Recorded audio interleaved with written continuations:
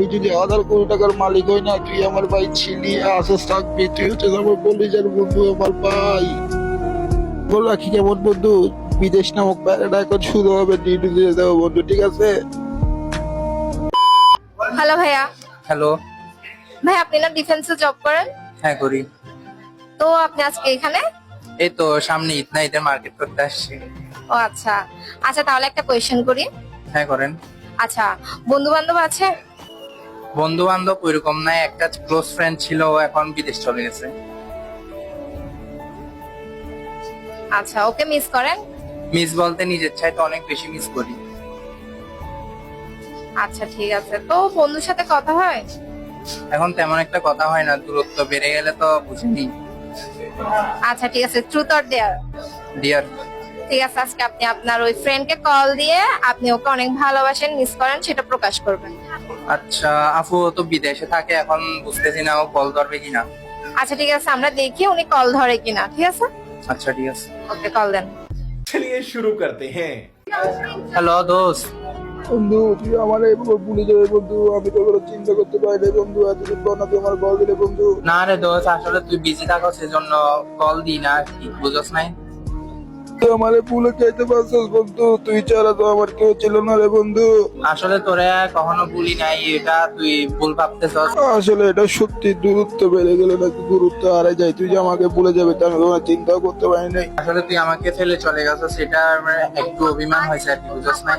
আসলে আমার পেটে খিদে আছে রে বন্ধু, সে কারণে আমার আশা নাহলে আমি তোদেরকে ফেলে কখনো বিদেশে আসতাম না রে বন্ধু, আমার ফ্যামিলির অবস্থা খারাপ, সেগুলো আমার বিদেশে আসা হয়েছে। না রে দোস্ত, তোরে বলি না, তোরে ছাড়া একটা দিন আমার ভালো কাটে না, এটা বুঝতেছস তুই?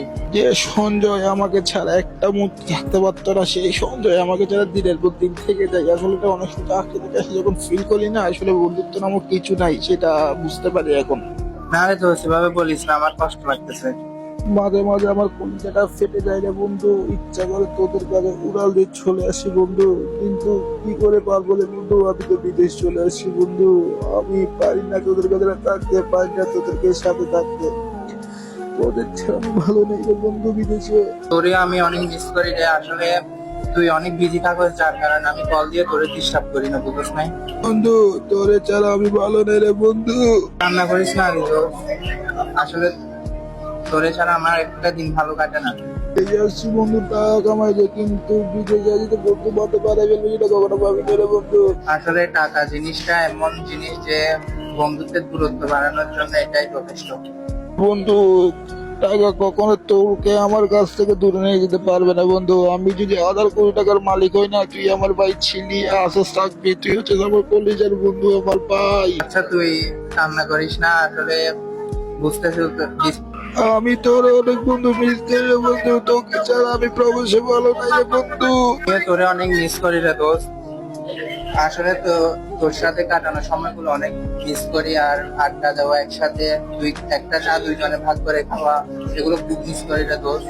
আমি বিদেশের মানে যখন দেখি কেউ তার বন্ধুর সাথে হাঁটতেছে, আমার তোর কথা মনে পড়ে, যখন দেখি কেউ তার বন্ধুর কাছে হাত দিচ্ছে, আমার তোর কথা মনে পড়ে, তোকে ছাড়া আমার নিজের অসহায় লাগে রে দোস্ত, আমি যদি তোকে এখানে নিয়ে আসতে পারতাম না রে দোস্ত, আমি কত যে খুশি থাকতাম, আল্লাহ কোথাও ছাড়া কেউ জানে না রে দোস্ত। যে বন্ধুটা ছাড়া আমি এক মিনিট এক সেকেন্ড থাকতাম না, ওই বন্ধুটা এখন আমার থেকে 1000 কিলোমিটার দূরে। 1,000 কিলোমিটার না রে বন্ধু, লক্ষ কিলোমিটার দূরে থাকবে, তুই আমার ভাই ভাই থাকবে, ঠিক আছে রে বন্ধু? হ্যাঁ বন্ধু। বল রাখি কেমন বন্ধু, বিদেশ নামক প্যারাটা এখন শুরু হবে, ডিউটি দিয়ে দেবো বন্ধু, ঠিক আছে?